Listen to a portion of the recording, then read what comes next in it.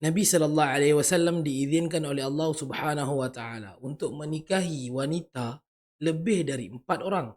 Dan isteri-isteri Nabi ini disebutkan sebagai ummahatul mukminin yang bermaksud ibu kepada orang-orang beriman. Di antara isteri-isteri Nabi ini, Aisyah radhiyallahu anha sendiri pernah menyebutkan betapa baginda Nabi sallallahu alaihi wasallam sangat mencintai Khadijah walaupun selepas beliau radhiyallahu anha wafat. Kenapa sayang sangat ya? Jangan lupa like, subscribe, dan share. Hashtag Masih Manfaat.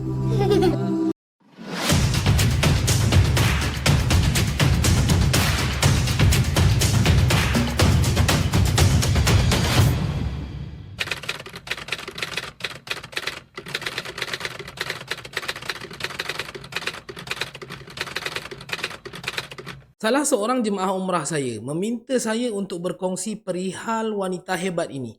Saya tak dapat ceritakan semua, namun saya cuba kupaskan secara ringkas sebaiknya. Nama beliau adalah Khadijah binti Khuwailid bin Al-Asad bin Abdul Uzza bin Qusay bin Kilab bin Murrah bin Ka'ab bin Lu'ay bin Ghalib bin Fihr bin Malik. Bertemu titik saudara dengan Nabi SAW pada moyang mereka yang bernama Qusay bin Kilab. Beliau merupakan seorang janda yang pernah bernikah 2 kali sebelum Nabi SAW. Dan 2 pernikahan beliau sebelumnya berakhir dengan kematian si suami. Keluarga beliau iaitu keluarga Al-Asad merupakan keluarga dari kalangan bangsawan Quraisy yang mana wanita dari keluarga dengan nasab keturunan yang tinggi ini tidaklah seperti wanita murahan Quraisy dari golongan bawahan yang berfoya-foya. Bahkan pernikahan Khadijah adalah melalui pernikahan yang sah dengan wali, bukannya melalui zina seperti kebanyakan amalan jahiliyah. Melalui perkenalan singkat beliau bersama Nabi sallallahu alaihi wasallam yang sememangnya dikenali sebagai pemuda al-amin, yakni yang dipercayai dari kalangan Quraisy Makkah. Beliau asalnya mengupah Nabi sallallahu alaihi wasallam untuk membawa barang dagangan milik beliau ke Syam. Yang kemudian perkenalan ini membawa kepada rasa cinta satu sama lain. Sehingga akhirnya Nabi SAW menikahi beliau pada umur baginda 25 tahun. Sedangkan Khadijah ketika itu berusia sekitar 28 tahun atau sebaya dengan Nabi SAW menurut riwayat yang paling kuat. Adapun riwayat yang mengatakan Khadijah berumur 40 tahun ketika dinikahi Nabi SAW, pandangan ini agak lemah, bahkan dianggap tidak logik di sisi majoriti ulama. Sepanjang hayat Khadijah bersama Nabi SAW, pasangan ini dikurniakan 6 orang anak iaitu Al-Qasim, Abdullah, Ruqayyah, Ummu Kalthum, Zainab dan Fatimah. Manakala seorang lagi anak Nabi SAW namanya Ibrahim adalah dari isteri Nabi yang lain namanya Maria. Sungguh pun dari sudut harta dan gelaran, Khadijah mengatasi Nabi SAW. Namun sebaik bergelar isteri, Khadijah telah menunjukkan contoh yang sangat hebat buat kita, di mana beliau berfungsi sebagai isteri terbaik buat Nabi. Bahkan selepas wafatnya sekalipun, Nabi tidak pernah berhenti mencintai Khadijah sehingga ada kalanya membuatkan isteri baginda yang lain cemburu walaupun Khadijah telah pun sekian lama wafat. Nabi SAW pernah menyebutkan, "Inni qad ruziqtu hubbaha." Sesungguhnya Allah telah menganugerahkan kepadaku rasa cinta kepada Khadijah. Mendengar perkataan Nabi ini, jelas sekali ada sesuatu yang istimewa pada susuk tubuh wanita hebat ini.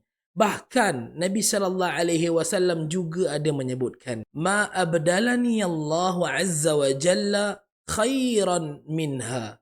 Allah Subhanahu wa taala tidak menggantikannya dengan seorang pun wanita yang lebih baik darinya. Mari kita lihat, apakah sifatnya Khadijah binti Khuwailid radhiyallahu anha? Ingatkah kita kepada peristiwa turunnya wahyu yang pertama ketika Nabi SAW pulang ke rumah ketakutan selepas dipeluk dengan sangat kuat oleh Jibril alaihi salatu wassalam. Baginda balik terketar-ketar kebingungan dan baginda menyebutkan kepada Khadijah, "Laqad khashitu ala nafsi." Aku takut ada benda tak baik dalam diri aku. Apa yang dilakukan oleh Khadijah ketika ini? Adakah beliau marah kepada suaminya dek kerana PL-nya yang suka bersendirian di Ghar Hira? Adakah beliau bermasa muka kepada Nabi sallallahu alaihi wasallam dengan mengatakan, "Padanlah muka kanda, tinggalkan saya dengan anak-anak lagi. Eloklah tu berkawan dengan hantu." Tidak sama sekali. Bahkan beliau usaha menenangkan suaminya. Beliau pujuk suaminya. Kata beliau, "Kalla abshir. فوالله لا يخزيك الله أبدا فوالله إنك لتصل الرحم وتصدق الحديث وتحمل الكلة وتكسب المعدومة وتقري الضيف وتعين على نوائب الحق." Tidak begitu kanda. Bergembiralah. Demi Allah, sesungguhnya Allah tidak pernah menghinakan engkau. Demi Allah, sesungguhnya kanda telah menyambung tali persaudaraan sesama manusia. Kanda jujur dalam perkataan. Kanda membantu orang yang tidak berkemampuan.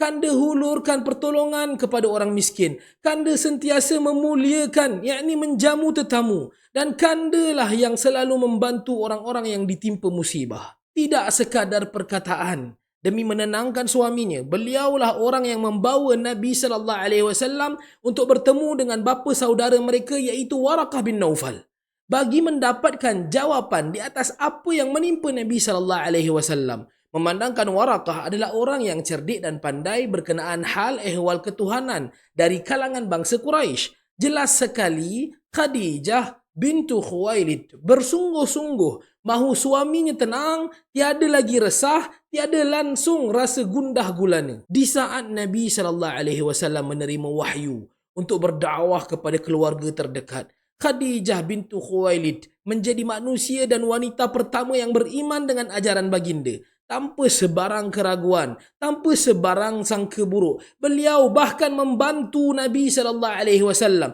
dari segi harta dan masanya demi memudahkan urusan suaminya dalam kerja-kerja dakwah kepada manusia. Khadijah bintu Khuwailid berfungsi sebagai seorang isteri yang memotivasikan suaminya agar terus kuat berdakwah. Walaupun beliau sendiri terpaksa menghadapi kebencian dari keluarganya sendiri, dijauhi oleh teman-temannya, melihat seksaan demi seksaan terhadap para sahabat radhiyallahu anhum ajma'in, sehingga ada yang mati dibunuh. Tidak sekalipun beliau katakan kepada Nabi sallallahu alaihi wasallam, "Berhentilah kanda, sudah-sudahlah kanda. Manusia di Makkah ini dah huru-hara, hidup kita pun dah tak aman." Sama sekali tidak. Kalau kita lihat semakin berimannya Khadijah, kehidupan beliau secara umumnya menjadi semakin susah. Beliau juga sering diganggu. Dan sudah tentu Nabi sallallahu alaihi wasallam sibuk dengan kerja-kerja dakwah baginda.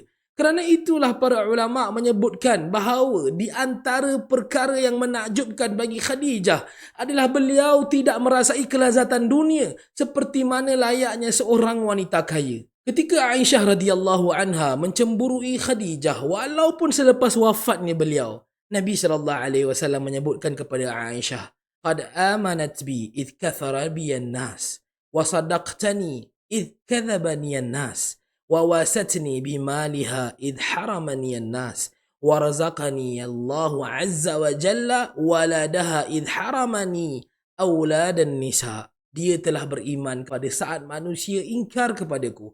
Dia telah membenarkan aku pada saat manusia mendustakan aku. Dia telah membantuku dengan hartanya pada saat manusia menahan hartanya dari membantuku. Dan Allah subhanahu wa ta'ala telah menganugerahkan darinya anak-anak pada saat Allah subhanahu wa ta'ala tidak menganugerahkan kepadaku anak-anak dari isteri yang lain. Lihatlah betapa hebatnya Khadijah bintu Khuwailid radhiyallahu anha. Dek kerana susahnya kehidupan beliau yang penuh dengan cabaran, hiruk pikuk manusia menghina dan menyakiti suaminya. Dialah yang menjadi tunjang utama, tulang belakang untuk menguatkan semangat suaminya. Dialah yang menguruskan anak-anak demi memberi laluan kepada Nabi sallallahu alaihi wasallam untuk kekal fokus dalam usaha dakwah baginda.